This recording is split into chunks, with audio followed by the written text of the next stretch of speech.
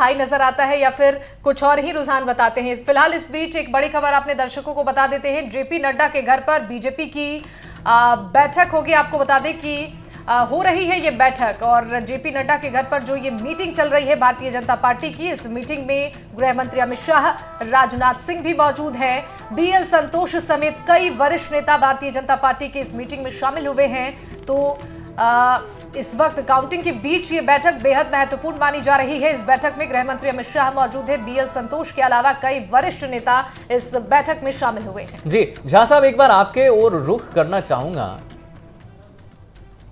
और ये जो बैठकें चल रही हैं, अभी कुछ देर पहले हमने देखा कि एक कांग्रेस पार्टी की तरफ से भी बैठक की बात चल रही थी, और अभी जेपी नड्डा के घर जो बीजेपी की बैठक चल रही है जहां पर गृह मंत्री अमित शाह, राजनाथ सिंह मौजूद हैं। कौन से अहम बिंदु हैं जिन पर बात हो सकती है इन बैठकों में, चाहे हम कांग्रेस पार्टी की बात करें या हम बीजेपी की बात करें? देखिए, यहाँ पे सबसे महत्वपूर्ण मुद्दा ये हो गया है कि किसी पार्टी को स्पष्ट बहुमत नहीं मिलने जा रही है, चाहे भाजपा हो या कांग्रेस हो।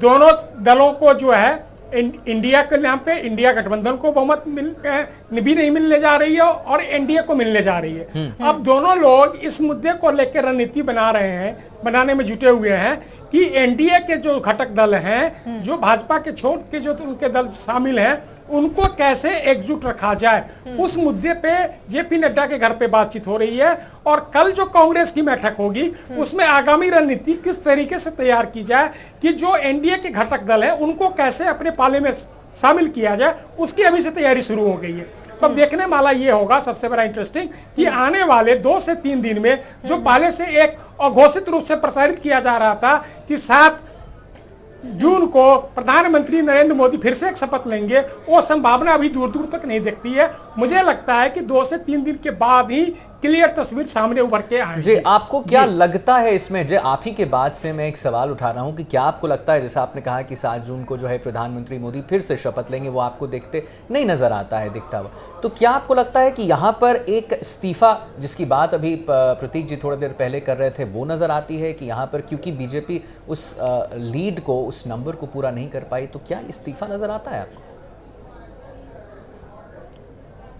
मुझे लगता है कि हो सकता है कि आज देर रात तक प्रधानमंत्री नैतिकता के आधार पर अपना इस्तीफा सौंप दे केंद्रीय नेतृत्व को और बोले कि भाई हम बहुमत लाने में असफल रहे हैं, इसलिए नैतिकता के आधार पर मैं इस्तीफा देता हूं। हो सकता है कि उसके बाद बीजेपी के नेता एक बार उसको फिर से मनाने की कोशिश करें। इस तरह के भी ड्रामे खेले जाएंगे। भावुक रूप से अपील भी की जाएगी कि आप ही देश को सुरक्षित रह सकते हैं। लेकिन अब देखना यह है कि उनके जो घटक दल हैं, क्या पार्टी के अंदर इस बात को लेकर विरोध होता है कि नहीं होता है। क्योंकि एक तरीके से जिस तरीके से यूपी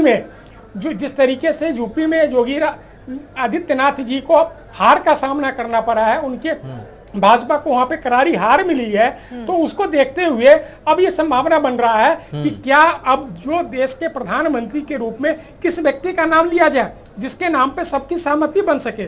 तो हो सकता है कि इस स्थिति में आरएसएस महत्वपूर्ण रोल निभाने के लिए आगे बढ़ेगी और इंटरफेयर भी करेगी। वर्मा जी के पास चलते हैं। वर्मा जी, अभी काउंटिंग चल रही है लेकिन उससे पहले देखिए अभी परिणाम सामने नहीं आए हैं। इस बीच भारतीय जनता पार्टी की तरफ से बैठक होना, जेपी नड्डा के घर पर गृह मंत्री अमित शाह का पहुंचना, तमाम बीजेपी के वरिष्ठ नेताओं की मौजूदगी इस मीटिंग में, 400 पार का जो टारगेट था भारतीय जनता पार्टी का, कई राज्यों में हम देख रहे हैं, यूपी, राजस्थान, पश्चिम बंगाल, बीजेपी वहां पीछे नजर आ रही है।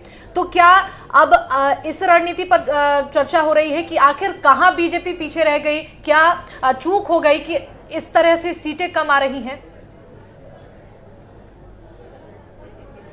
मेरे ख्याल से बैठक के एजेंडे में सबसे ऊपर तो ये होगा कि हार जीत के जो कारण तलाशने की बजाय जो उनके जो घटक दल हैं, उनके सहयोगी लोग हैं, उनसे जितना जल्दी वो संपर्क साधा जाए, उन्हें दिल्ली बुलाया जाए, उनके साथ बैठक की जाए और सबसे समर्थन मांगा जाए, तो ये होगा। और मेरे ख्याल से भारतीय जनता पार्टी की तरफ से एक बार तो प्रधानमंत्री मोदी के नेतृत्व पर पूरा भरोसा जताया जाएगा।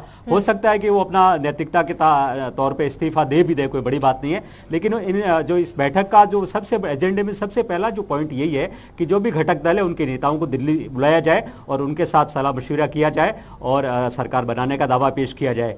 तो कहीं ना कहीं घटक दलों से संपर्क साधने की कोशिश में ये बैठक हो रही है। ठीक है प्रतीक जी, देखिए इंडिया अलायंस की भी कल दिल्ली में मीटिंग होने वाली है, बेहद महत्वपूर्ण इस बैठक को माना जा रहा है। लेकिन सवाल यही है कि हर बार भारतीय जनता पार्टी की तरफ से कहा जाता है कि हमारे पास चेहरा है, प्रधानमंत्री नरेंद्र मोदी हैं, लेकिन कांग्रेस पार्टी के पास, विपक्ष के पास कोई चेहरा नहीं है। और जो भी पार्टियां एक साथ आई हैं गठबंधन में, उनमें भी अनबन की खबरें होती हैं। शुरुआत में जो सारी पार्टियां थी वो साथ लेकर चल रहे थे, लेकिन धीरे धीरे हमने देखा कि कई पार्टियां बैकफुट पर नजर आई, कई पार्टियों ने साथ छोड़ दिया। तो आगे क्या लगता है, जीत के बाद क्या अनबन और भी ज्यादा हो सकती है चेहरे को लेकर? देखिए, आपने कहा कि उनके पास चेहरा है, चेहरा तो है, नंबर नहीं है अब उनके पास में। क्योंकि आप देखिए कि नीतीश कुमार जी तो 2-3 महीने पहले तक हमारे साथ थे और वो कभी भी इधर से उधर और उधर से इधर आते रहते हैं।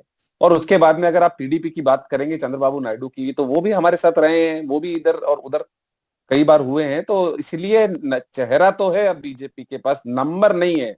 और वही नंबर जो जुटाने की सारी कवायद हो रही है, मीटिंगें हो रही है, फोन कॉल किए जा रहे हैं। सम्राट चौधरी को नीतीश कुमार से मिलने भेजा था, नीतीश कुमार जी ने मिलने से मना कर दिया, मिले नहीं सम्राट चौधरी जी से। तो मुझे ऐसा लगता है कि नंबर नहीं बचे अब। और नरेंद्र मोदी जी के चेहरे पे जो बीजेपी की हार हुई है, कम से कम नैतिक जिम्मेदारी लेते हुए एक बार इस्तीफा तो दें। उसके आगे जो भी परिस्थिति बनेगी वो बन जाएगी। इंडिया की अगर सरकार बनेगी तो इंडिया जी हाँ, तो गठबंधन इसी का बीच हम अपने प्रधानमंत्री का दर्शकों चेहरा को